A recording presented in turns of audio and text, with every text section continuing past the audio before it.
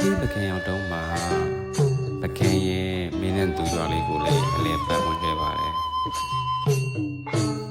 ပကံဖျားတွေကိုဖျားဖို့အလဲပတ်သွားရင်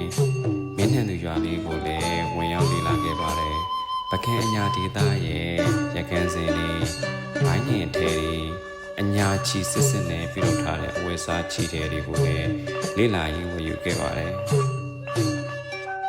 ပကံရဲ့ရှေးဟောင်းစီဒီပထိုးတွေနွားချောင်းနေတဲ့ပုံရိပ်တွေစိတ်ချောင်းနေတဲ့ပုံရိပ်လေးတွေနဲ့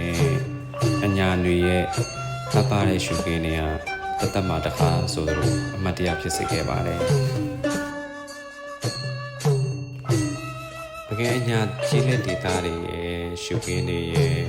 မင်းနဲ့သူရွာလေးရဲ့နောက်တစ်ခုကမိမိပကံရောက်တော့မှတငယ်ချင်းတွေကိုလည်းလိုက်ရှာပြီးအစာလေးကျွေးပေးခဲ့ပါသေးတယ်